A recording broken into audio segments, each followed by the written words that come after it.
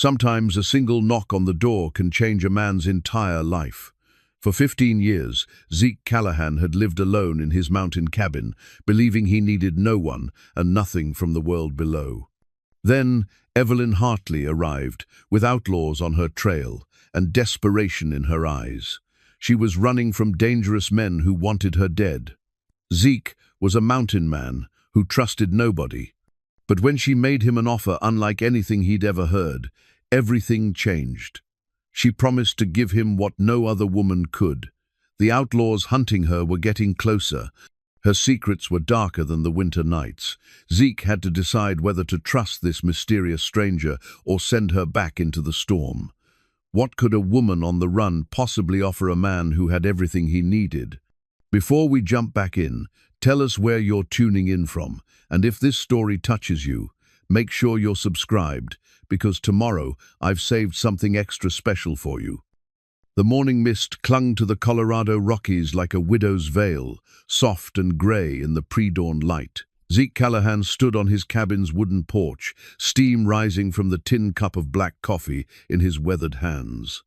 At 52, he was a man carved from the same granite as the peaks surrounding him, tall, broad-shouldered, with silver threading through his dark hair and lines etched deep around eyes that had seen too much.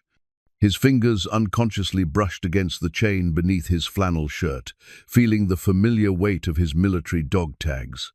20 years in the army, the last 10 as special forces, had taught him discipline, strategy, and how to survive in hostile territory.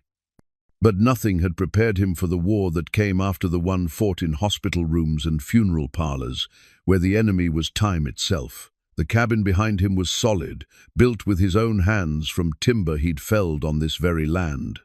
Every log had been chosen with care, every joint fitted with the precision of a man who had nowhere else to go, and all the time in the world to get it right. The structure sat in a natural clearing at 8,000 feet, surrounded by towering pines and accessible only by a narrow trail that switchbacked up the mountain face for 3 miles. Zeke had chosen this place deliberately, remote enough that visitors were impossible, high enough that winters would kill the unprepared, beautiful enough that a man could forget, sometimes, why he'd come here to hide. He walked the perimeter of his property now, as he did every morning, checking the snares he'd set for rabbits, examining the tracks in the soft earth near the creek that ran behind his home. Elk had passed through in the night, a small herd, probably the same family group he'd been watching for years. He knew their patterns, their seasonal migrations, the way they moved through his land like ghosts with hooves. This morning routine had sustained him for 15 years. Wake before dawn, coffee on the porch, check the perimeter, tend the garden in summer, split wood in winter, read by lamplight, sleep alone, repeat. It was a life stripped down to essentials, and Zeke had convinced himself it was enough. The alternative, returning to the world below, to the noise and chaos and constant reminders of everything he'd lost, was unthinkable. The memories still came at him sometimes like ambush predators. Sarah's laugh echoing through rooms that no longer existed. The weight of their daughter Emma's hand in his as they walked through the park on Sunday afternoons. The smell of Sarah's apple pie cooling on the kitchen windowsill. These moments would hit him without warning, usually when he was doing something mundane like chopping wood or mending a fence, and he'd have to stop, grip whatever was in his hands, and breathe through the pain until it passed. Sarah had been gone 16 years now, Emma 14. Cancer had taken his wife first, a swift and merciless campaign that lasted only 8 months from diagnosis to funeral. Their daughter, just 22 and fresh out of college, had tried to hold the family together, had moved back home to take care of her father. But grief was a strange beast. It made some people cling tighter and others run. Zeke had run, not physically, not at first. But emotionally, he'd retreated so far into himself that Emma had eventually stopped trying to reach him. She'd moved to Denver, started her own life, called less and less frequently. Then came that phone call on a Tuesday morning, a drunk driver, and black ice, and suddenly Zeke was alone in a way that felt absolute. He'd sold the house in Colorado Springs within a month, sold Sarah's car, Emma's childhood furniture, the business he'd built doing security consulting for government contractors. Everything that held memories, everything that whispered of the life he'd failed to protect. With the money, he'd bought this 100-acre parcel of mountain wilderness and disappeared. The townspeople in Cedar Falls, the closest settlement 12 miles down the mountain, knew him only as the hermit who came to trade venison for supplies twice a year. Old Pete, who ran the general store, sometimes asked how he was holding up, but Zeke's answers were always the same: fine, can't complain, just need coffee and ammunition. The truth was more complicated. Some days, especially in winter when the snow lay 6 feet deep and the silence was so complete it felt like being buried alive, Zeke wondered if he was slowly going insane. He talked to himself more than he cared to admit. Sometimes he caught himself setting 2 plates for dinner before remembering he was alone. On the worst nights, he'd wake up reaching for Sarah, and the empty space beside him felt like falling into an abyss. But this was still better than the alternative. Better than sitting in some suburban house, surrounded by neighbors who knew his tragedy and looked at him with pity.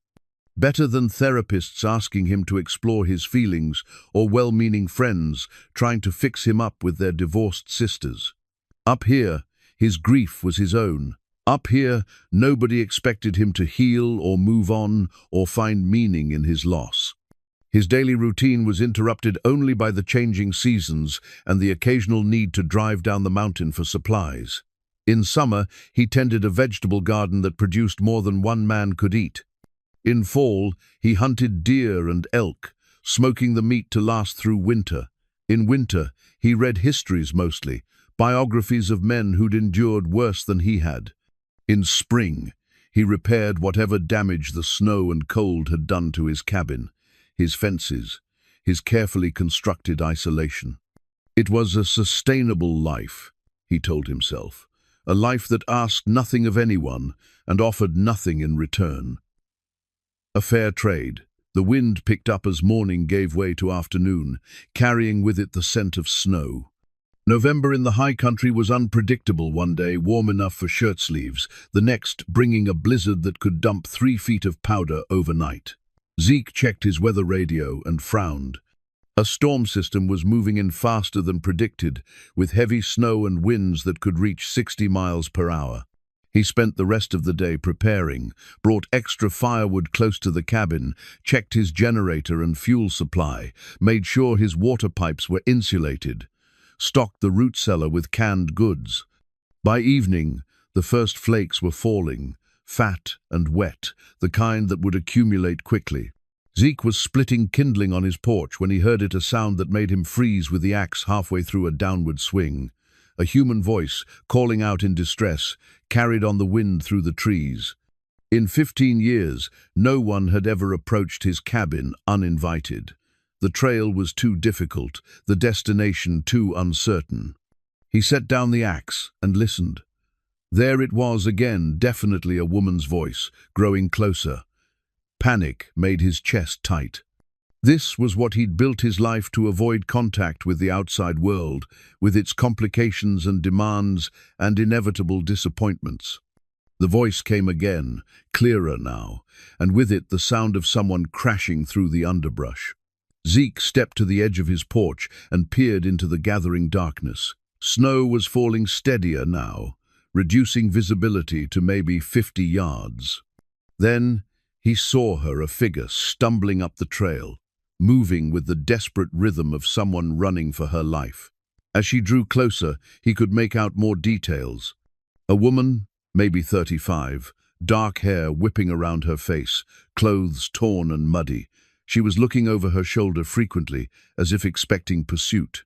When she saw his cabin, saw him standing on the porch, she changed direction and ran straight toward him. Even from a distance, he could see the desperation in her movements, the way she favored her left leg as if injured. This was his worst nightmare, someone in trouble, someone who would need help, someone who would shatter the careful walls he'd built around his solitude. Every instinct told him to go inside, lock the door, pretend he hadn't seen her. Let her find shelter elsewhere, let her problems remain her own. But as she drew closer, as he saw the genuine terror in her eyes and the way she kept looking back at the dark forest behind her, another instinct kicked in, one that was older and deeper than his need for isolation, one that remembered what it meant to be human, to help, to protect. She reached the base of his porch steps and looked up at him, chest heaving from exertion and fear. Her eyes were green, he noticed, the color of deep forest pools. Beautiful eyes, despite the desperation filling them. "Please," she gasped, one hand pressed against her side. "I need help. They're coming." Zeke stared down at the woman for a long moment, his mind racing through possibilities and consequences. The smart thing would be to send her on her way, point her towards Cedar Falls, maybe offer her a coat for the journey. But the wind was picking up, and snow was falling harder now. In this weather, 12 miles through mountain wilderness would be a death sentence. "Who's coming?" he asked, his voice rough from disuse. "Men who want me dead," she said simply, no drama in her tone, just weary fact. She pulled her coat tighter around her shoulders, and that's when he noticed the dark stain on the fabric. Blood. Before he could think better of it, Zeke stepped aside and gestured toward his door. "Get inside. We'll sort this out once you're warm." She climbed the steps carefully, still favoring her left side, and followed him into the cabin. The interior was Spartan but comfortable. A stone fireplace dominated one wall, with a worn leather chair and small table nearby. A kitchen occupied the far corner, and a ladder led to a sleeping loft under the pitched roof. Everything was clean, organized, purposeful. Evelyn, she'd given him her name as they entered, stood dripping snow onto his wooden floor, taking in her surroundings with the quick, assessing gaze of someone accustomed to evaluating threats and exits. She moved like someone with training, he noticed. Not military, but something. "Sit," Zeke said, pointing to the chair by the fire. "I'll get something for that bleeding." She remained standing.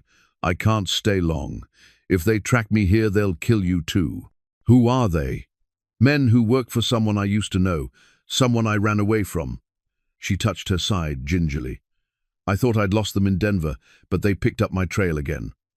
Zeke studied her face, looking for deception. He'd been lied to by experts in his military days, had learned to read the subtle tells that betrayed dishonesty. But this woman seemed genuinely frightened, and the blood on her coat was real enough. "How many?" he asked. "3, maybe 4. They were about an hour behind me when I started up your mountain. An hour in good weather. In this storm, probably twice that. Still, it meant they had some time." Zeke pulled a first aid kit from a cabinet and set it on the table. "Let me see that wound." Evelyn hesitated, then slowly pulled off her coat. Underneath, she wore a simple wool sweater that was torn along the left side, revealing a gash about 4 inches long across her ribs. Not deep enough to be life-threatening, but it needed attention. As she lifted the sweater, something metallic fell to the floor with a soft thud. Zeke bent to pick it up, a folded piece of paper, stained with blood. When he started to hand it back, she grabbed his wrist. "Don't read that," she said quickly. "Please. It's complicated." Their eyes met, and for a moment, something passed between them that had nothing to do with the immediate crisis. Recognition, maybe. The understanding of two people who carried secrets too heavy to share. Zeke nodded and set the letter on the table without unfolding it. "Sit down. Let me clean this." This time, she complied, settling into the leather chair with a soft grunt of pain. As Zeke worked, cleaning the wound with antiseptic and applying butterfly bandages, she told him more of her story. She'd been married to a man named Marcus Webb, not a good man, she said, involved in things that existed in the shadows between legal and criminal. When she'd tried to leave him 2 years ago, he'd made it clear that wasn't an option. "I disappeared," she said, watching Zeke's hands as he worked. He had gentle hands for such a large man, careful and precise. Changed my name, moved around, stayed invisible. But Marcus has connections everywhere. It was only a matter of time. What changed? Why are they after you now? Evelyn was quiet for so long that Zeke thought she wouldn't answer. When she finally spoke, her voice was barely above a whisper. He's dying, cancer, and he wants me back before... She stopped, shook her head. He wants me back. The wind howled around the cabin, rattling the windows. Through the glass, Zeke could see the storm intensifying, snow falling so thick it was like a white curtain drawn across the world. Good. That would slow down any pursuit, buy them time to figure out what to do next. There, he said, taping the last bandage in place. That should hold. Thank you. Evelyn pulled her sweater back down and looked around the cabin again. You live here alone? Yes. How long? 15 years. She nodded as if that explained something. You're running from something too. It wasn't a question, and Zeke didn't answer it. Instead, he moved to the window and peered out into the storm. The trail would be invisible now, covered in snow, but experienced trackers could still follow it. And if these men were as dangerous as Evelyn claimed, they'd be experienced. Your husband, he said, what kind of connections does he have? The kind that means money doesn't matter, neither do laws, or borders, or other people's lives. Her voice carried a weight of accumulated fear and exhaustion. He's not just dying, he's desperate, and desperate men do terrible things. Zeke turned back to her, studying her face in the firelight. There was intelligence there, and strength, but also a deep sadness that reminded him of his own reflection. This was a woman who'd been forced to make impossible choices, who'd given up everything for the chance at freedom. Why me? He asked. Of all the places you could have run, why up a mountain in the middle of nowhere? I wasn't running to you specifically, I was just running. She managed a tired smile. But when I saw your light through the trees, when I realized there was someone up here who'd chosen to live this far from everything I thought maybe you'd understand. Understand what? What it's like to need to disappear. Outside, something crashed in the forest. A tree branch weighted down with snow, probably, but both of them tensed. Zeke moved to his rifle rack and pulled down a Winchester .36, checking the chamber automatically. I should go, Evelyn said, starting to rise. I've brought enough trouble to your door. Sit down. The command came out sharper than he'd intended, carrying the authority of his military years. Nobody's traveling in this weather. We'll figure out the rest when the storm passes. She settled back into the chair, and for the first time since she'd arrived, some of the tension seemed to leave her shoulders. I meant what I said earlier. If you let me stay, I'll give you something no human woman can. Zeke raised an eyebrow. Such as? Peace. The word hung in the air between them like a promise. Real peace, the kind you've been looking for up here but haven't found. Before he could ask what she meant, the lights went out. The storm had taken down a power line somewhere, plunging the cabin into darkness lit only by the flickering fire. In that sudden silence, they both heard it, the distant sound of voices, carried on the wind. The men hunting Evelyn Hartley had found the mountain. Zeke moved with practiced silence, extinguishing the fire with a shovel full of ash and motioning for Evelyn to follow him toward the back of the cabin. From a wooden chest beside his bed, he pulled out gear he hadn't touched in years: night vision scope, tactical vest, boxes of ammunition. His military training kicked in automatically, 15 years of mountain living falling away like shed skin. How many rounds do you have? Evelyn whispered. He glanced at her, surprised by the question. Most civilians wouldn't think about ammunition in a crisis. Enough. You know firearms? My father taught me to hunt when I was 12. Been carrying a concealed permit for 3 years. She patted her hip, where a slight bulge beneath her sweater suggested a holster. .22 caliber. Not much against whatever they're carrying, but better than nothing. 2. Zeke nodded grimly. A woman who thought tactically under pressure. That would help their chances considerably. He moved to the window and carefully peered through a gap in the curtains. The voices were closer now, probably at the base of his trail. In this weather, it would take them at least an hour to reach the cabin, longer if they were unfamiliar with mountain terrain. But they were coming, that much was certain. "We have options," he said quietly, checking his rifle one more time. "I can hide you in the root cellar. Tell them I never saw you. Or we can make a stand here. This cabin's built like a fortress, and I know every inch of this mountain."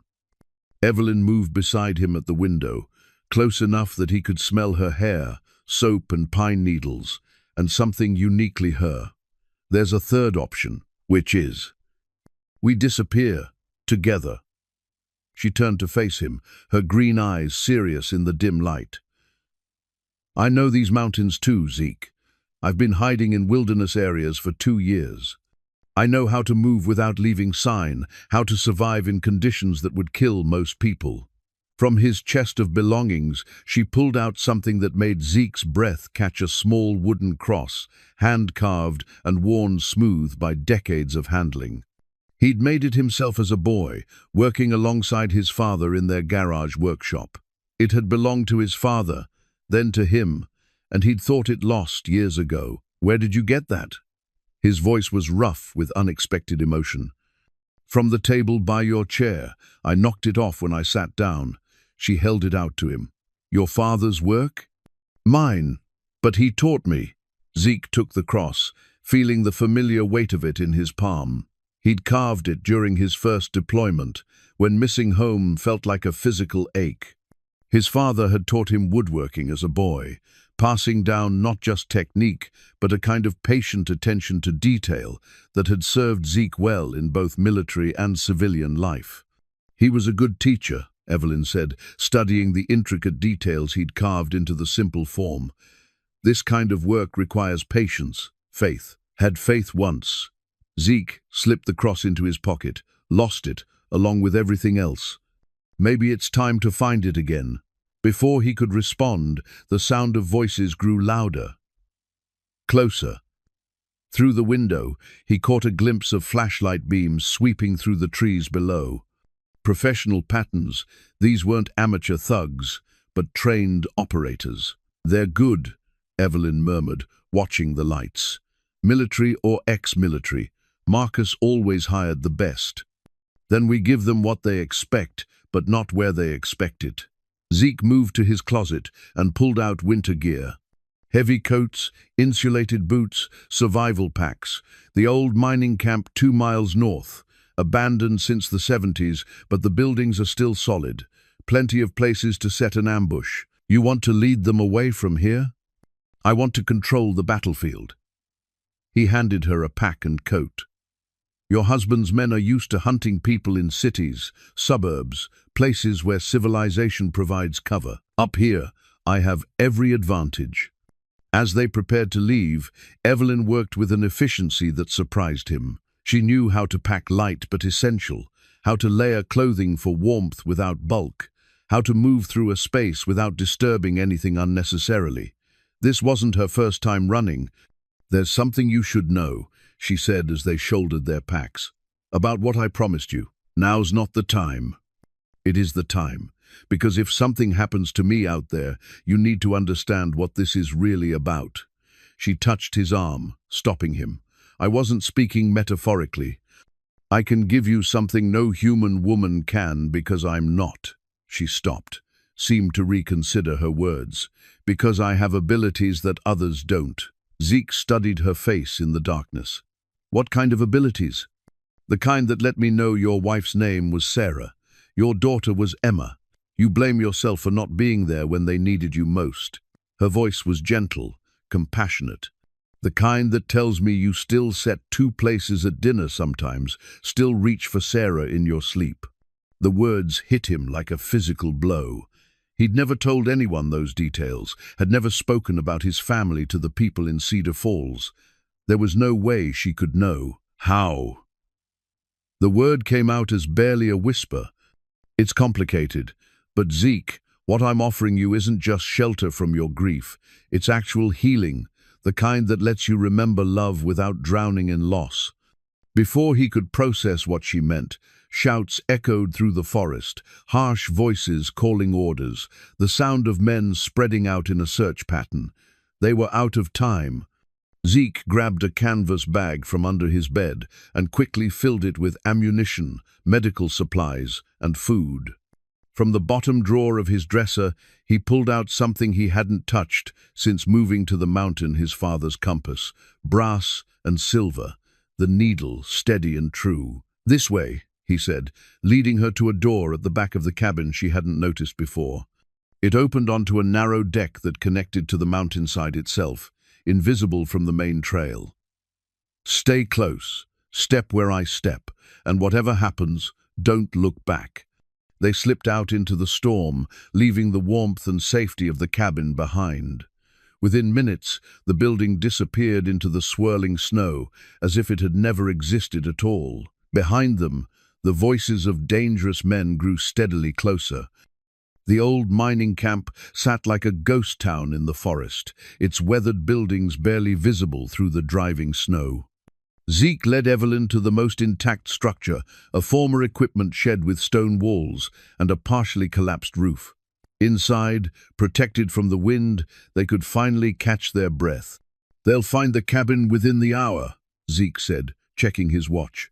"When they discover we're gone, they'll start a grid search." Evelyn nodded, pulling something from her pack, a small leather pouch that looked ancient, worn smooth by countless hands. She opened it carefully, revealing an assortment of dried herbs and small vials, filled with various powders and liquids. "What is that?" Zeke asked. "Medicine, the kind my grandmother taught me to make." She selected several items from the pouch, mixing them with practiced skill. "For your shoulder." "My shoulder's fine." "It's been bothering you for months. Old shrapnel wound, I'd guess. Gets worse when the weather changes." She looked up at him with those knowing green eyes. Am I wrong? She wasn't. The shoulder had been aching for weeks, a dull throb that intensified with the approaching storm. Zeke had learned to ignore such discomfort, one of many reminders that his body was no longer young, no longer invincible. "How could you possibly? The way you favor it, the unconscious rotation you do when you think no one's watching, it's subtle, but it's there." Evelyn finished mixing her concoction and held it out to him. "Drink this. I don't take medicine from strangers." "Then it's good thing we're not strangers anymore." Her smile was warm despite their circumstances. "Zeke, I know this is confusing. I know none of this makes sense, but please trust me." He looked at the mixture. It smelled of willow bark and something floral he couldn't identify. Against his better judgment, he drank it. The taste was bitter but not unpleasant, with an underlying sweetness that reminded him of honey. "Now what?" "Now we wait for your friends to find the cabin, and you tell me about Sarah." The name still hit him like a sucker punch, even after all these years. "There's nothing to tell. There's everything to tell. She was the center of your world for 23 years. A kindergarten teacher who collected antique teacups and made the best apple pie in Colorado Springs. She laughed at your terrible jokes and forgave you for being gone so much with the army." Zeke's hand moved instinctively to his rifle, though no physical threat had emerged. Somehow, this felt more dangerous than armed men in the forest. "Stop.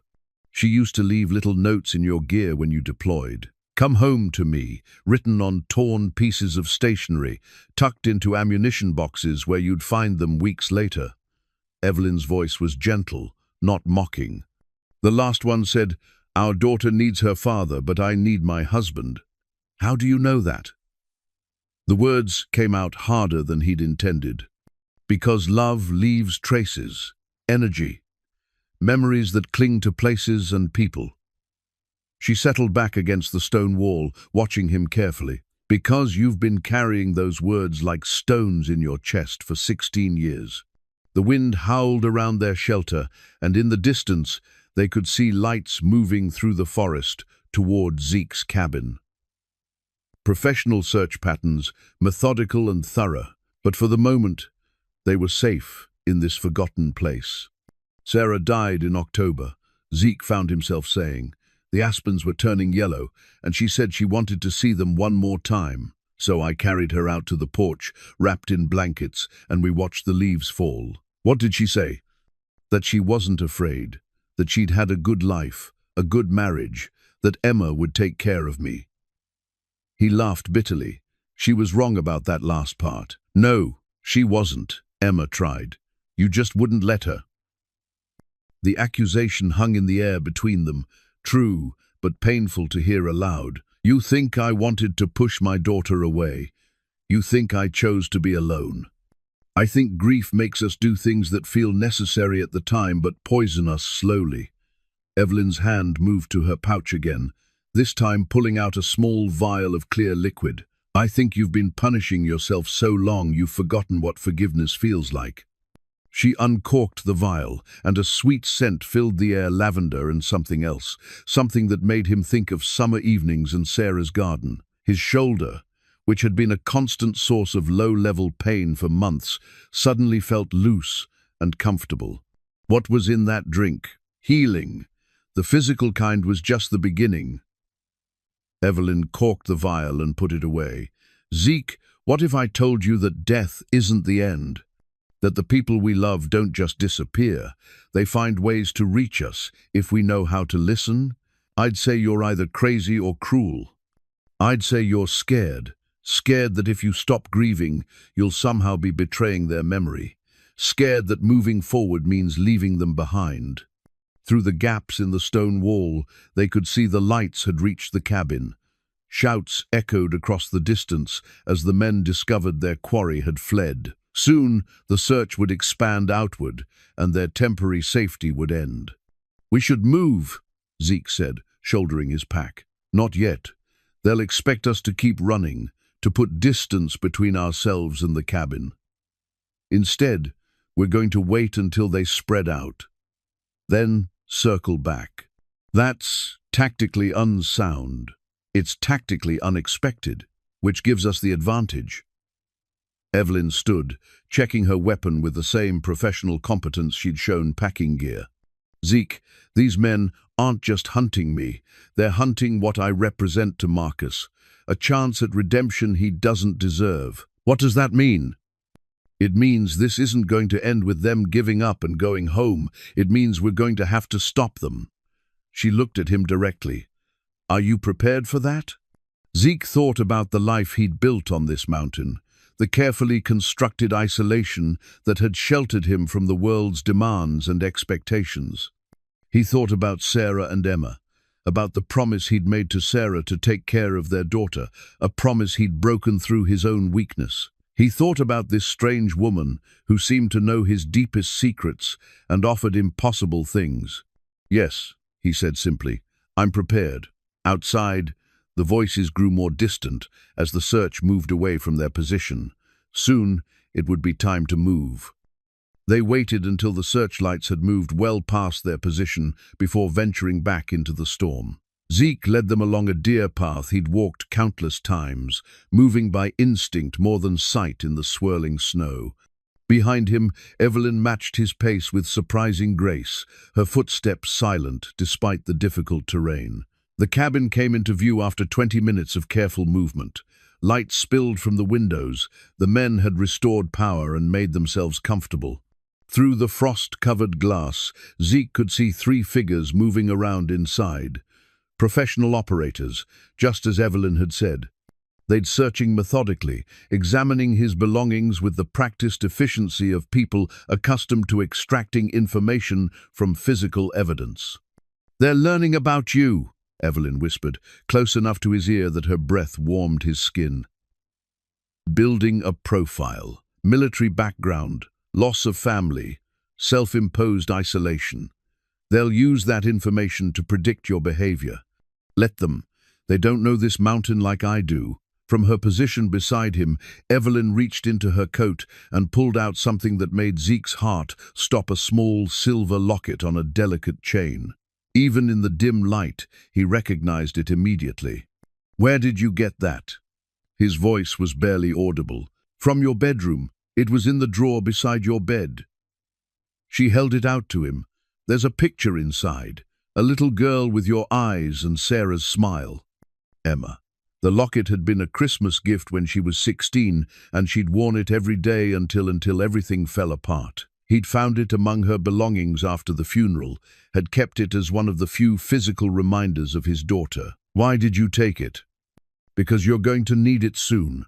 Because what I'm about to tell you will be easier to accept if you're holding something that connects you to her. Zeke took the locket, feeling its familiar weight against his palm. Inside, he knew, was a tiny photograph of Emma at age 10, grinning gap-toothed at the camera during a family camping trip. Sarah had taken the picture by a mountain lake, not unlike the one visible from his current position. She forgives you, Evelyn said simply. Emma's dead. Death doesn't end love, Zeke. It just changes how love expresses itself. Evelyn's voice carried absolute conviction. Your daughter has been trying to reach you for 14 years. Every time you see a cardinal at your bird feeder, that's her. Every time you smell apple cinnamon when there's no logical source, that's Sarah. They've never left you. That's impossible, is it? You were special forces. You've seen things that defied explanation. You've had instincts that saved your life in situations where logic and training weren't enough. She touched his arm gently. This isn't different. It's just another kind of warfare, the kind fought between love and loss. Inside the cabin, one of the men appeared at the window, scanning the forest with night vision equipment. Zeke and Evelyn pressed themselves against the trunk of a massive pine, invisible in its shadow. Marcus isn't just dying, Evelyn continued quietly. He's desperate to make amends for a lifetime of causing pain. But his idea of amends involves forcing me back into a life I escaped at considerable cost. What did you do to escape? I died. The words were spoken matter-of-factly, as if discussing the weather. Officially, anyway. Car accident on a mountain road in Montana. Body never recovered, presumed dead. It took me 6 months to plan and execute, but it worked. Until now. Zeke studied her profile in the darkness. If you're dead, how are they tracking you? Because I made a mistake. I tried to contact someone from my old life, someone I thought I could trust. Marcus has people watching everyone who ever mattered to me. Who? From the locket's chain, she pulled a small key that had been hidden beneath the pendant. My daughter. She's 18 now, starting college. I've missed 6 years of her life, and I couldn't stand missing her graduation. The revelation hit Zeke like a physical blow. A daughter. Evelyn had a daughter she'd sacrificed everything to protect, just as he'd failed to protect Emma. Where is she now? Safe, at school in Vermont, under a different name. She thinks I'm dead. It's better that way. Safer. Evelyn's voice carried the weight of profound loss. But I needed to see her, just once, to know she was okay. And that's when they found you. Marcus had people watching her dormitory. They followed me from campus. She closed her eyes briefly. I led them right to her, my own daughter. In the distance, they heard voices calling out search patterns. The men were expanding their perimeter, moving in organized sweeps that would eventually find any hiding place within a mile radius. We need to move again, Zeke said. Not yet. There's something else you need to understand. Evelyn turned to face him fully, her green eyes reflecting starlight. What I can give you, what no human woman can give you, is the ability to say goodbye properly. To Sarah and Emma, to tell them the things you never got to say. That's not possible. It is. I've done it before, for others who carried the kind of grief that kills slowly. It's not magic, Zeke. It's just opening doors that pain and guilt have closed. Before he could respond, a new sound cut through the night, the distant rumble of vehicles on the mountain road below. Reinforcements were arriving, turning a 3-man hunt into something much more dangerous. How many men does your husband have? Zeke asked. As many as he needs. Money isn't an issue, and neither is jurisdiction. He has contacts in places that don't officially exist. The locket felt warm in Zeke's palm, as if responding to his body heat. For just a moment, he could swear he smelled apple cinnamon, Sarah's favorite scent. the one that had filled their house every autumn when she baked pies for the church fundraiser. "Even if what you're saying is true," he said carefully, "even if you could somehow, why would you help me? We're strangers." "Because you remind me of who I used to be, before Marcus, before I learned to run and hide and live in the spaces between identities." Evelyn's hand covered his, warm and steady. "Because sometimes strangers are the only ones who can save us from ourselves." The vehicle sounds were getting closer, multiple engines, heavy trucks that could navigate mountain roads in winter conditions. Professional equipment for a professional operation. "How long do we have?" Evelyn asked. "Until dawn, maybe.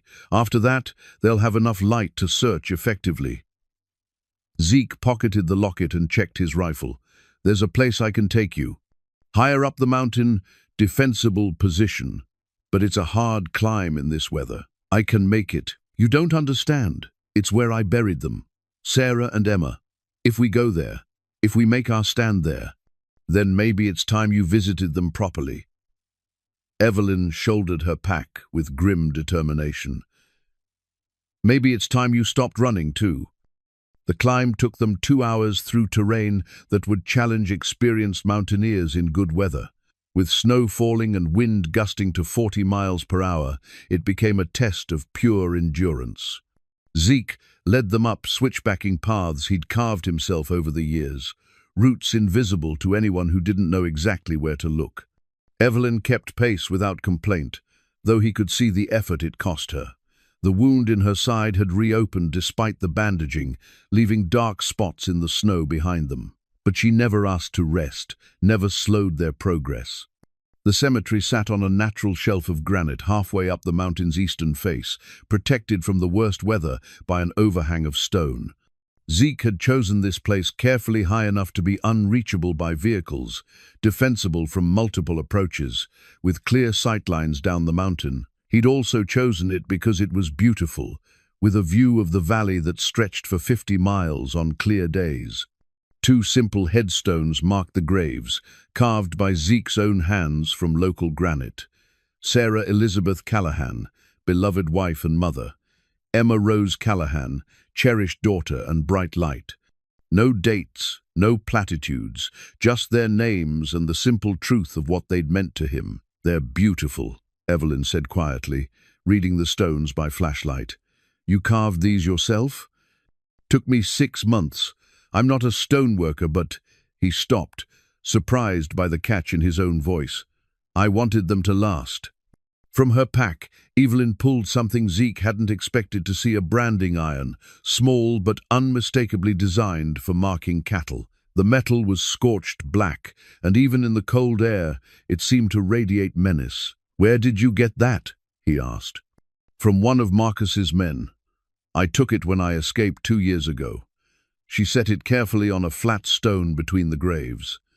"It's how they mark their victims. Everyone who crosses Marcus gets branded alive or dead. That's what they plan to do to you. That's what they plan to do to both of us. Marcus doesn't just want me back, he wants to make an example. Anyone who helps me, anyone who gets in his way, becomes part of the message." Zeke studied the iron with the eye of someone who'd seen cruelty in many forms. The design was simple but distinctive, a stylized W surrounded by flames. Professional work, made to leave a permanent mark. "How many people have they killed?" "I stopped counting at 20. But Zeke, that's not why I showed you this." Evelyn picked up the iron again, hefting its weight. "I took this because I swore that someday I'd use it on him, that I'd brand Marcus Webb the way he's branded so many others. Revenge? Justice, there's a difference." Below them, the searchlights had moved closer. The reinforcements had arrived. Zeke counted at least 6 distinct light sources moving through the forest in coordinated patterns. Professional hunters with unlimited resources and no concern for civilian casualties. "They'll find this place eventually," he said, checking his rifle's scope. "Probably before dawn." "Good. I'm tired of running." Evelyn moved to a position behind one of the larger granite boulders, checking fields of fire with the same tactical awareness she'd shown earlier. How many rounds do you have? Enough to make them pay for every yard. Zeke settled into a shooting position that gave him command of the main approach route. But Evelyn, there's something you need to understand. If we make our stand here, if we fight them at my family's grave, this becomes more than just survival. What does it become? Sacred ground, a place where love fought back against the people who destroy it. She was quiet for a long moment, studying the headstones in the wavering beam of her flashlight. When she spoke, her voice carried a weight of absolute conviction. Then that's exactly what this should be. The wind died suddenly, creating an eerie stillness that made every sound carry farther. In the new quiet, they could hear voices much closer than before, harsh commands being given, search patterns being coordinated. The hunters had found their trail. "Zeke," Evelyn said softly, "before this starts, there's something I need to tell you about my daughter, about why I really tried to contact her. Now's not the time. It is the time. Because what I'm about to do, helping you connect with Sarah and Emma, it requires complete honesty between us." She reached into her coat and pulled out a photograph, creased and worn from handling. "Her name is Lily. She's studying pre-med at Dartmouth, wants to be a pediatric surgeon. She has Marcus's eyes, but my stubborn streak." Zeke took the photograph, studying it in the dim light. A young woman with Evelyn's features but softer, unmarked by years of fear and running. She was laughing in the picture, caught in a moment of pure joy that reminded him painfully of Emma at the same age. "She's beautiful. She's everything good that came out of my marriage to Marcus, the only thing that made those years worthwhile." Evelyn's voice was thick with emotion. "When I disappeared, when I let her think I was dead, it nearly killed me, but it was the only way to keep her safe. And now Marcus is dying, and his last act of spite is to drag me back. But it's not just about me anymore. He's threatened to hurt Lily if I don't return willingly. The graduation I attended, he had people there, taking pictures, sending me a message." The pieces clicked into place with horrible clarity. "This isn't about getting you back. It's about punishing you." "Yes, and anyone who helps me becomes part of that punishment." She looked at him directly. "I shouldn't have come here, Zeke. I shouldn't have involved you in this. Too late for regrets." Below them, flashlight beams were getting closer, moving up the mountain in a coordinated assault pattern. Zeke estimated 20 minutes before the first contact. "There's something else," Evelyn said, "about what I promised you. About giving you what no human woman can." "Evelyn, I can see them, Zeke, Sarah and Emma. They're here, right now, standing beside their graves." Her voice was steady, matter of fact. "Sarah's wearing the blue dress you bought her for your anniversary. Emma has on her favorite hiking boots, the ones she wore on your last camping trip together." Zeke's heart hammered against his ribs. "That's impossible, is it? Look at the snow around their headstones. Really look." He followed her gaze and felt his breath catch. The snow around the graves was disturbed, marked with what looked like footprints, but not the heavy boot prints he and Evelyn had left. These were lighter, more delicate, women's shoes. "Sarah says she's proud of you for finally bringing someone home," Evelyn continued quietly. "She says she always hoped you'd find companionship again, even if it took 15 years and the end of the world to make it happen." "Stop." The word came out strangled. "Emma wants you to know she never blamed you for not being there when she died. She says accidents happen and love doesn't require perfect timing. She just needed you to know she forgives you for shutting down afterward." The locket in Zeke's pocket seemed to pulse with warmth. Around them, the air grew thick with something he couldn't name, presence, maybe, or the weight of words too long unspoken. "They're asking me to tell you something else," Evelyn said, tears now flowing freely down her cheeks. "They want you to know that choosing to help me, choosing to fight for something beyond your own pain, this is what they always hoped you'd find the courage to do." A sound echoed up from below, men calling coordinates, closing in on their position. The final confrontation was minutes away. "Zeke," Evelyn said urgently, Do you trust me? He looked at her, this mysterious woman who knew impossible things, who'd brought armed killers to his sanctuary, but also brought him the first real peace he'd felt in 16 years. Who claimed she could give him what no human woman could, and was somehow, impossibly, doing exactly that. Yes, he said simply, I trust you. Then take my hand, and let me show you what goodbye is supposed to feel like. The moment Evelyn's hand touched his, the world shifted. The cemetery, the approaching danger, the bitter mountain, cold everything faded into background noise as warmth flooded through Zeke's consciousness. It started as a gentle tingling in his fingertips and spread upward, carrying with it a sense of profound peace he hadn't felt since before Sarah got sick. Then he saw them. Sarah stood beside her headstone, exactly as Evelyn had described, wearing the blue dress from their 20th anniversary dinner, her hair catching light that seemed to come from everywhere and nowhere. She looked as she had before the cancer, healthy and vibrant, with the smile that had made him fall in love 30 years ago. Emma was there too, not as the broken 22-year-old who died in the car accident, but as the confident young woman she'd been becoming, wearing those ridiculous hiking boots she'd refused to replace, her face bright with the intelligence and compassion that had defined her. "Dad," Emma said, and her voice was exactly as he remembered it. "You look terrible." Despite everything, the danger, the impossibility of what he was experiencing, Zeke laughed. It was such an Emma thing to say, cutting straight to the heart of things with loving bluntness. "I've missed you," he managed. "We know," Sarah said, moving closer. "We've been trying to reach you for so long, but grief is like static on a radio. It drowns out everything else. How is this possible?" "Does it matter?" Emma asked. "You're here, we're here, and finally you're listening." Around them, the physical world continued. Zeke was dimly aware of Evelyn maintaining her grip on his hand, of approaching footsteps and shouted commands. But the spiritual world had become more real, more immediate.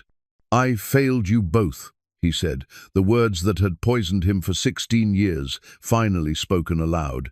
"I should have been there, should have protected you." "From cancer?" Sarah's voice was gentle but firm. "From black ice and drunk drivers? Zeke, love doesn't make us gods. It just makes us human. But I shut down afterward. I pushed Emma away when she needed me most. I couldn't bear to see her pain on top of my own." "I know," Emma said simply, "and I understand. But Dad, look at what you've built here." She gestured to the mountain around them, to the life he'd constructed in isolation. "This isn't healing. This is a shrine to loss." What was I supposed to do? How was I supposed to move forward when everything good in my life was gone? "By living," Sarah said. "By finding new purpose, new connections, by helping people like Evelyn." As if summoned by her name, Evelyn's voice cut through the spiritual connection, urgent and afraid. "Zeke, they're here." The vision didn't fade, but reality intruded. Through the strange double consciousness he was experiencing, Zeke could see armed figures moving up the mountainside, professional killers closing in on their position. The final confrontation was beginning, but in the spiritual realm, Sarah was speaking again, her words carrying desperate urgency. "There's something Evelyn hasn't told you, something she doesn't know herself." "What?" "Show him," Emma said, and suddenly Zeke was seeing not just his family, but another figure, a young woman who looked remarkably like Evelyn. Lily, he realized. Evelyn's daughter. But Lily wasn't at college in Vermont. She was here, somewhere on this mountain, in terrible danger. "Marcus didn't just threaten her," Sarah explained quickly. "He took her, used her as bait to draw Evelyn out of hiding. The men hunting you aren't just here to capture Evelyn. They're here to reunite her with her daughter before they kill them both." The revelation hit Zeke like a physical blow. "Where is she?" "Close," Emma said. "They're using her to ensure Evelyn doesn't run again. But Zeke, there's more. The reason Evelyn can do what she's doing, the reason she can see us, help others connect with the dead." "She's dying," Sarah finished. The wound in her side isn't from running through the forest. It's from cancer, the same kind that killed me. She has maybe weeks left." The spiritual connection wavered as gunfire erupted below them. Real bullets striking real stone, sending chips of granite flying through the air. The men had found their position. "I have to go," Zeke said, but Sarah gripped his arm somehow, both incorporeal and completely solid. "Not yet. You need to understand what she's offering you, what she means when she says she can give you what no human woman can. Peace, healing, the ability to say goodbye. More than that," Emma said. "The chance to save someone the way you couldn't save us. The chance to be the father to Lily that you couldn't be to me after Mom died." Another burst of gunfire, closer now. Evelyn was returning fire, her .22 caliber pistol making sharp cracks in response to the heavier weapons below. "But if she's dying, then she's choosing how to spend her last weeks," Sarah said firmly. "She's choosing to give you the gift of purpose again, the gift of someone to protect. Why? Why would she do that for a stranger?" "Because she recognizes something in you that you've forgotten about yourself," Emma said. "The man who spent 20 years serving his country, who built this entire life with his own hands, who loved his family so completely that losing them nearly destroyed him." "She sees the hero you used to be," Sarah added, "the one you still are, underneath all that grief." The sound of approaching footsteps was getting closer. Zeke could hear Evelyn calling his name, could feel the physical world demanding his return. "I don't know how to be that person anymore." "Yes, you do," both women said simultaneously. "You just proved it by trusting her, by choosing to fight beside her instead of hiding alone. But if she dies, then you honor her sacrifice by protecting what she couldn't," Emma said firmly. "By being for Lily what you should have been for me, present, protective, and unafraid of love." The spiritual connection began to fade as the immediate danger intensified. But before they vanished completely, Sarah spoke one last time. "The deed, Zeke, in Evelyn's coat pocket. It's not what she told you." "What?" "It's not about mineral rights or land value. It's about sanctuary. A place where people like Lily can disappear safely, where women running from dangerous men can start over." Sarah's voice was growing distant. Evelyn inherited it from her grandmother, the same woman who taught her about healing herbs and connecting with the dead. It's a legacy of helping others. "That's why Marcus really wants her back," Emma added, her form beginning to shimmer like heat waves. "Not for revenge, but for control of something that threatens his entire operation." The vision ended abruptly as a rifle bullet struck the boulder inches from Zeke's head. He was back in the physical world, completely cold, dangerous, and filled with armed men who wanted them dead. But he was also changed. The crushing weight of grief that had defined him for 16 years had lifted, replaced by something he'd almost forgotten existed: purpose. Evelyn was crouched behind the adjacent boulder, blood seeping through her coat from her reopened wound. When she saw him moving, her face flooded with relief. "Did you see them?" she asked urgently. "Yes, but more importantly, I know about Lily.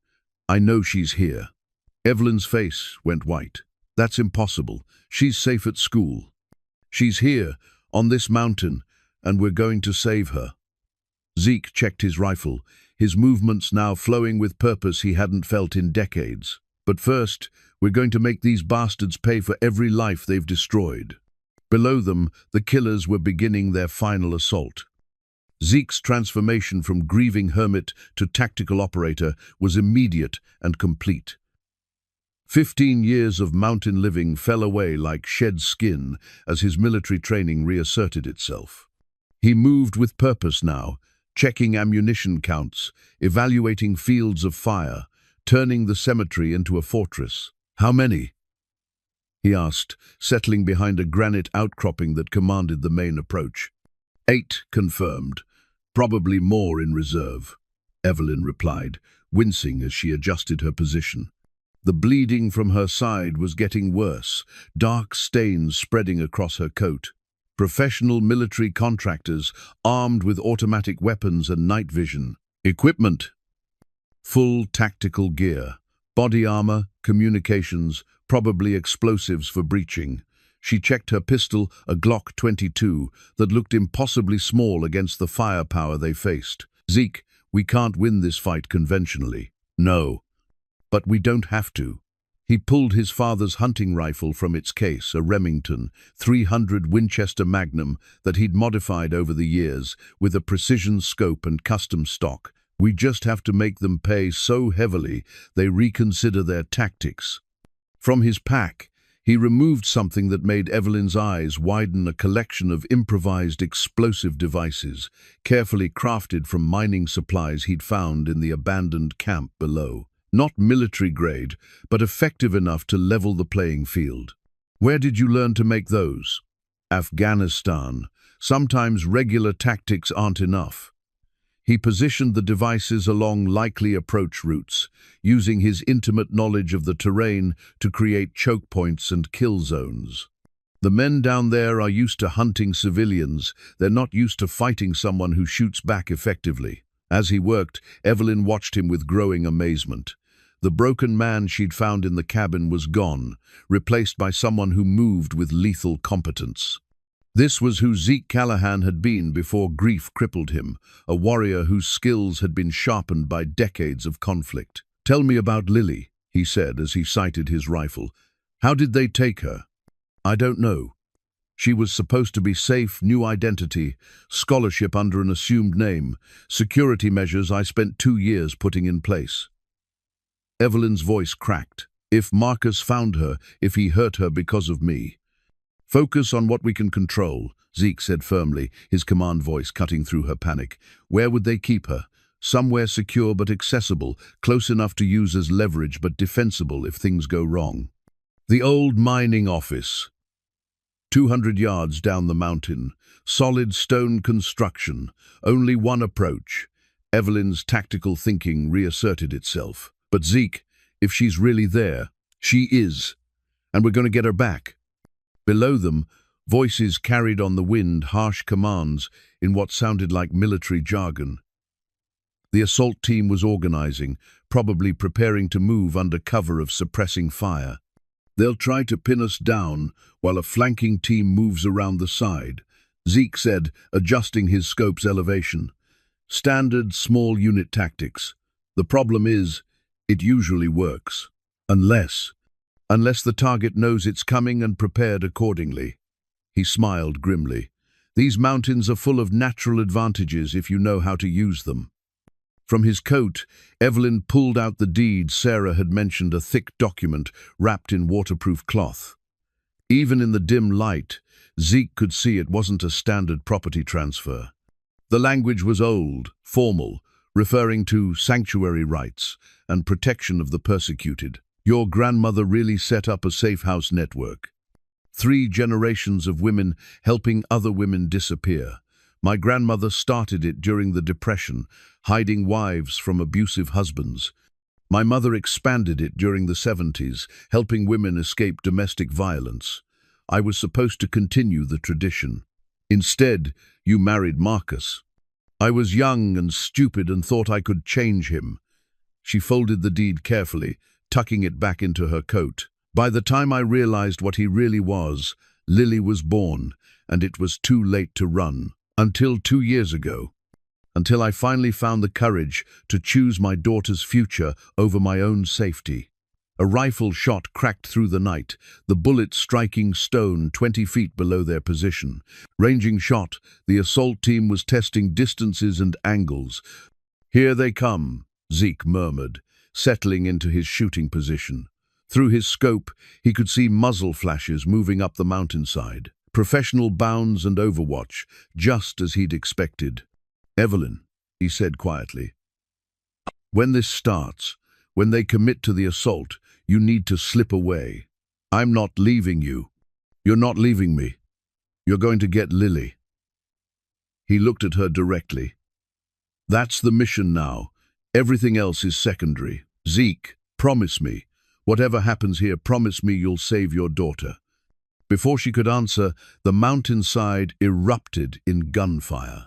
Automatic weapons opened up from 3 positions, sending a stream of bullets ricocheting off granite and whining through the air above their heads. Suppressing fire, designed to keep them pinned while the flanking teams moved. Zeke waited until he had a clear shot, then squeezed the trigger. The 300 Winchester's report echoed across the valley like thunder, and one of the muzzle flashes below went dark. First blood to the defenders. "Move!" he shouted to Evelyn. "Go get your daughter!" She hesitated for one precious second, looking at him with something that might have been love or gratitude or simple recognition of shared purpose. Then she was gone, slipping away into the darkness, with the fluid grace of someone who'd spent years staying invisible. Alone now among the graves of his family, Zeke settled into the rhythm of combat he'd thought left behind forever. Breathe, aim, fire, relocate, use the terrain, conserve ammunition, make every shot count. The assault team was better than most he'd faced in Afghanistan, but they were attacking uphill against a prepared position held by someone who knew every inch of the ground. His first improvised explosive detonated as 3 men tried to flank through a narrow defile to his left. The blast lit up the mountainside like a brief sunrise, and when the smoke cleared, the flanking attempt had been reduced to screams and confusion. But they kept coming. Professional soldiers following professional doctrine, willing to take casualties to achieve their objective. More muzzle flashes appeared as reinforcements moved up from the vehicles below. 8 men had become 12, then 16. Through his scope, Zeke caught glimpses of faces hard men with the look of veterans, mercenaries who'd sold their skills to the highest bidder. They moved well, communicated efficiently, adapted quickly to his tactics. Under other circumstances, he might have respected their competence. Tonight, they were just obstacles between him and saving an innocent girl. His second explosive took out a machine gun position that was getting too accurate for comfort. The third eliminated a sniper who'd been trying to get a bead on his location. But ammunition and explosives were finite resources, and his enemies had seemingly unlimited reinforcements. Time to change the game. From his pack, Zeke pulled out a device he'd hoped never to use again, a military flare gun loaded with white phosphorus, highly illegal for civilian possession, absolutely devastating in the right circumstances. He'd kept it as insurance against the day his carefully constructed isolation finally failed. That day had arrived. He fired the flare high above the assault team's position, turning night into harsh white day.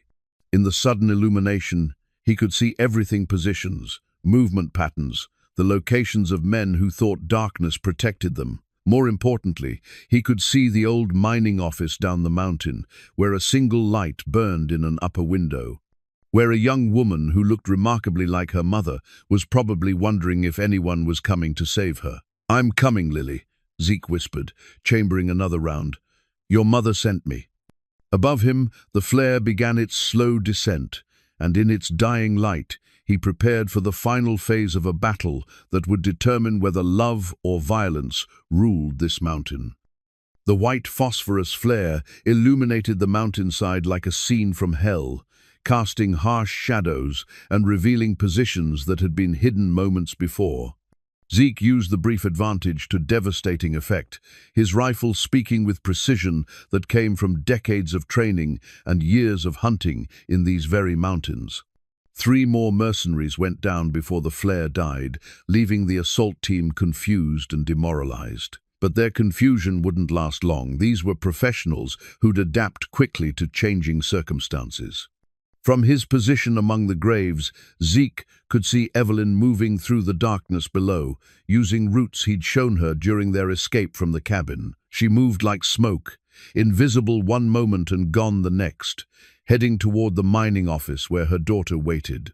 The assault team had pulled back to regroup, which gave Zeke precious minutes to assess the tactical situation. His ammunition was running low, maybe 30 rounds left for the rifle, plus whatever he carried for his sidearm. The improvised explosives were expended. Against 16 professional killers with automatic weapons and unlimited resources, that wasn't much, but it would have to be enough.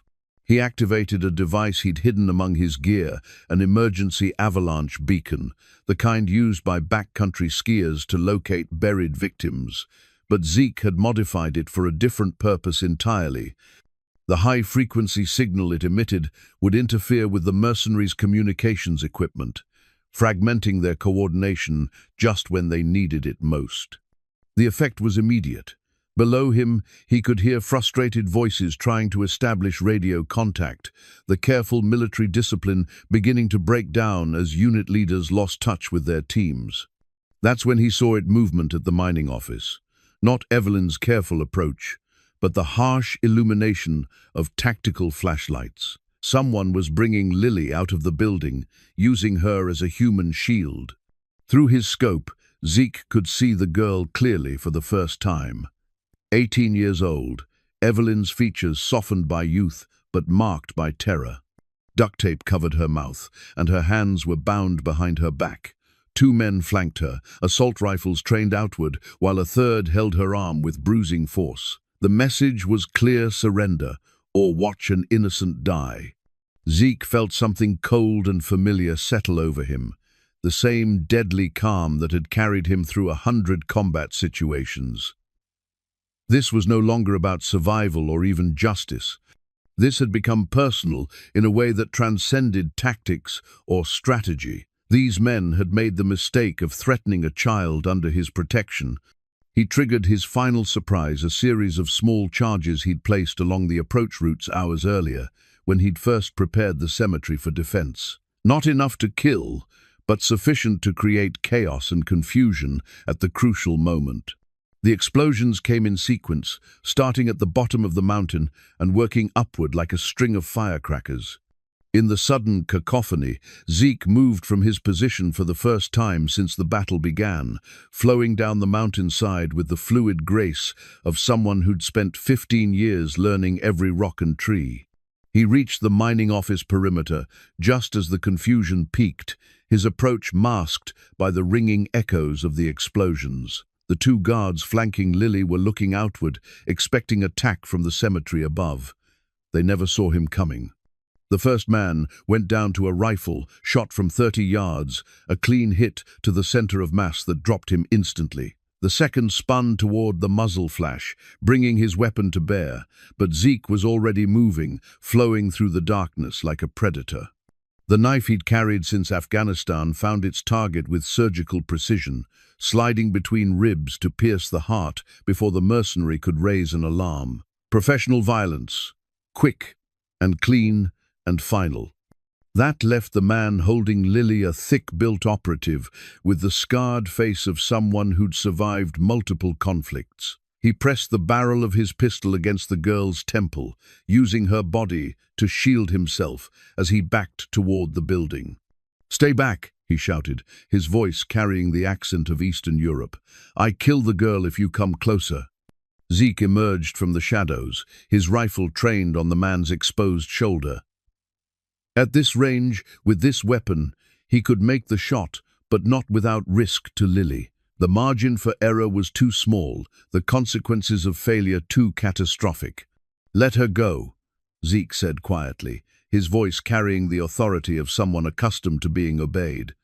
"This is between you and me. You think I'm stupid. You think I don't know who you are." The mercenary's grip on Lily tightened. Former Special Forces, 15 years in the mountains, probably the most dangerous man in Colorado.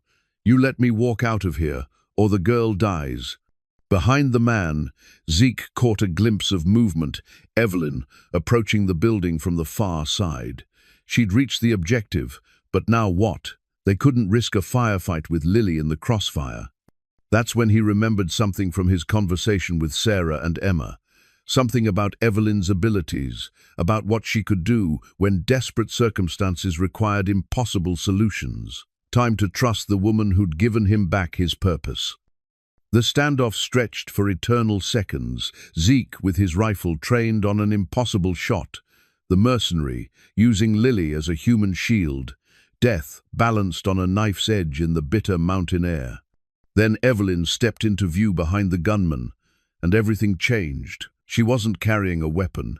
Instead, she held something that gleamed silver in the starlight, her wedding ring, the one she'd removed and left behind as a symbol of choosing a new life with Zeke. But now it served a different purpose entirely. "Marcus," she called out, her voice carrying clearly in the cold air. The mercenary spun toward her voice, momentarily confused. "What?" I said, "Marcus." Evelyn's voice had changed, becoming deeper, more authoritative. "You work for Marcus Webb. You take his money. You follow his orders. You do his dirty work. But do you know what Marcus really is?" The gunman kept his weapon trained on Lily but couldn't resist looking at Evelyn. That moment of divided attention was all Zeke needed. He adjusted his aim to compensate for the new angle, finger taking up slack on the trigger. "He's a dead man," Evelyn continued, and something in her tone made even Zeke pause. "Dying of the same cancer that killed his first wife, rotting from the inside out. And you know what he's doing with his last few months? Using them to destroy everything good he ever touched." The ring in her hand began to glow not with reflected light, but with something internal, as if heated from within. The mercenary stared at it, transfixed despite his training. "Look at me," Evelyn commanded, and her voice carried a weight that seemed to compress the air around them. "Look at me and see what Marcus has made of the people who loved him." The man's eyes met hers, and suddenly he staggered, as if struck by an invisible blow. The pistol wavered away from Lily's head as his grip loosened involuntarily.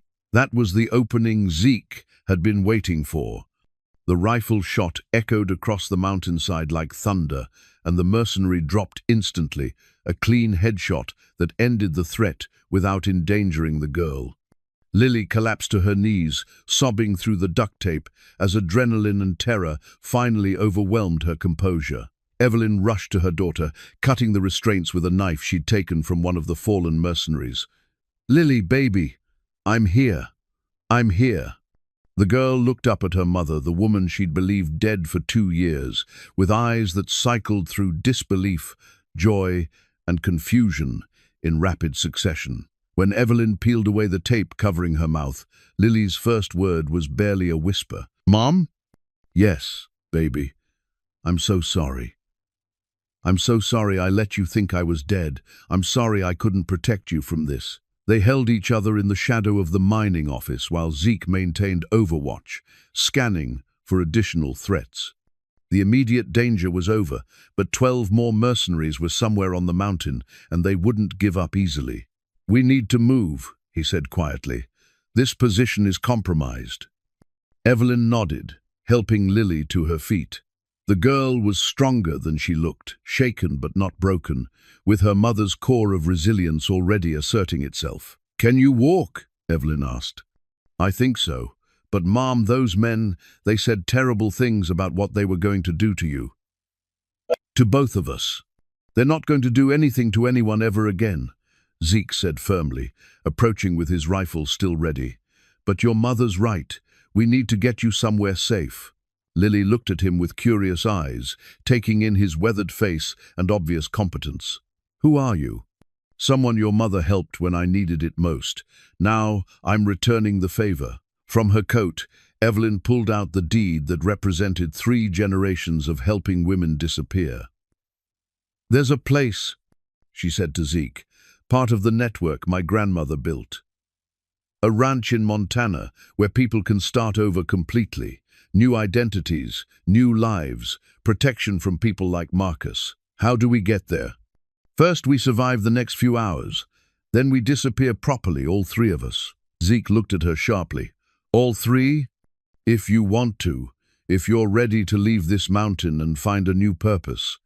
Evelyn's hand found his, warm despite the cold. "I know what Sarah and Emma told you, about being the father to Lily that you couldn't be to Emma after I died. The offer hung in the air between them, a chance at redemption, at family, at the kind of healing that went deeper than medicine could reach. But first, they had to survive what was coming." In the distance, voices echoed through the forest as the remaining mercenaries regrouped for a final assault. But for the first time since the ordeal began, Zeke felt genuinely confident about their chances. They weren't just fighting for survival anymore. They were fighting for the future, all three of them together. 6 months later, Zeke stood on the porch of a new cabin, watching the sun rise over the Montana wilderness. The structure was larger than his old home, built for 3 people instead of 1, with extra bedrooms and a kitchen designed for family meals rather than solitary survival. In his hands, he held the foundation stones they'd laid together during the spring, granite blocks carefully selected and positioned to support not just a building, but a new life. Each stone represented something they'd chosen to build, rather than something they'd lost. The remaining mercenaries had never made it off the mountain. When morning came and reinforcements failed to check in, Marcus Webb's organization had written off the operation as a total loss. The man himself had died 3 weeks later, taking his vengeance and his network of violence with him to whatever judgment awaited men like him. Evelyn emerged from the kitchen, carrying 2 cups of coffee and moving with the careful grace of someone managing pain. The cancer was progressing as predicted. She had weeks rather than months left, but her face held a peace that hadn't been there during their desperate flight through the Colorado mountains. "How are you feeling?" Zeke asked, taking one of the cups. "Like someone who got to see her daughter graduate from high school properly this time." Evelyn settled into the chair beside him, looking out over the valley where Lily was visible in the distance, riding the mare they'd bought her as a graduation gift, like someone who got to say goodbye properly. They'd attended the ceremony together, all 3 of them, watching Lily accept her diploma under her real name for the first time in 2 years. No longer hiding, no longer running, simply a young woman ready to start college with the support of 2 people who'd learned what it meant to fight for family.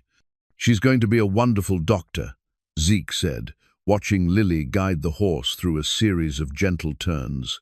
In the month since the mountain, she'd grown into her own strength, processing the trauma of her kidnapping with the resilience she'd inherited from her mother and the steady support of the man who'd become her protective father figure. "She's going to change the world," Evelyn agreed. "One patient at a time, the way her grandmother would have wanted." The deed to the sanctuary network now rested in a safety deposit box in town, with provisions ensuring it would pass to Lily when she came of age. But the real legacy wasn't in legal documents. It was in the knowledge that love could triumph over violence, that family could be chosen as well as born, that healing was possible even after the worst losses.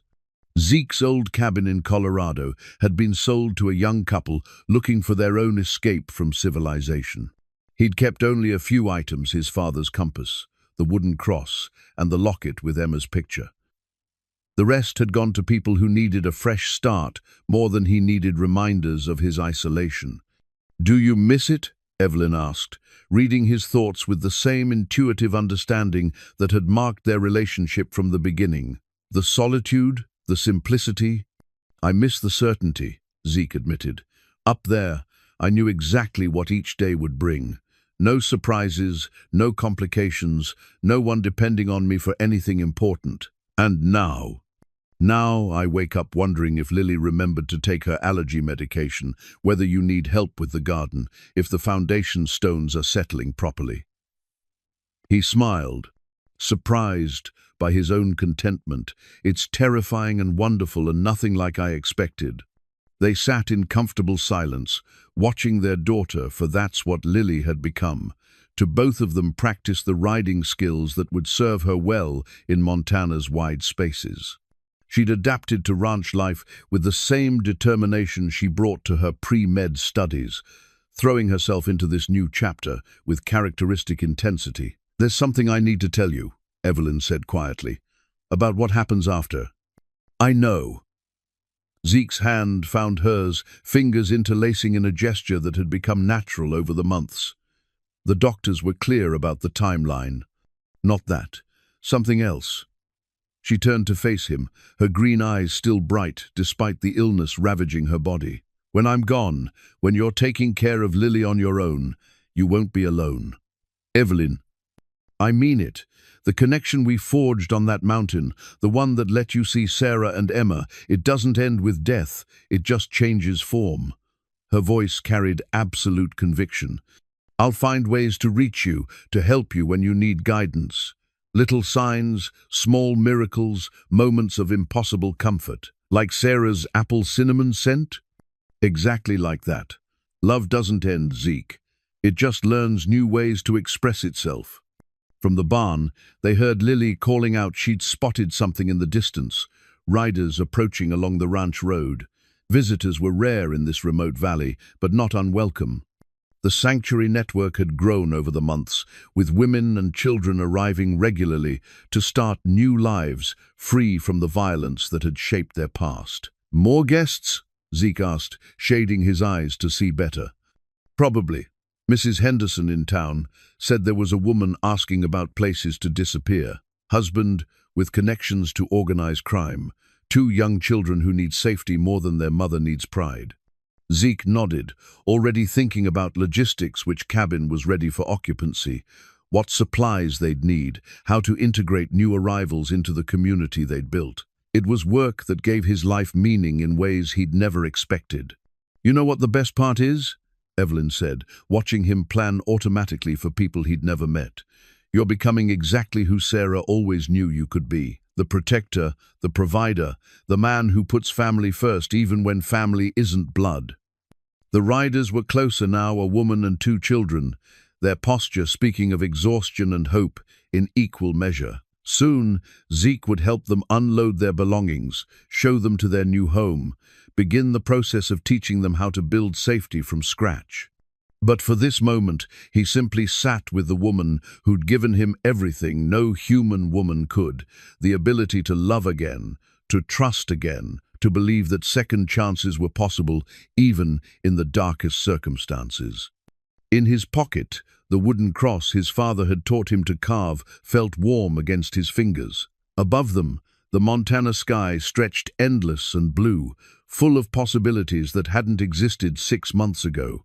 And in the distance, Lily rode toward home, ready to help new arrivals find the same sanctuary that had saved them all. Sometimes, a single knock on the door really could change a man's entire life. Sometimes strangers became family. And sometimes love found ways to heal wounds that seemed permanent. Sometimes, if you were very lucky and very brave, you got to discover what goodbye was supposed to feel like, not as an ending, but as a transformation into something larger and more enduring than the pain that came before. The foundation stones were solid beneath their feet, and the future stretched ahead like an unwritten story, full of promise.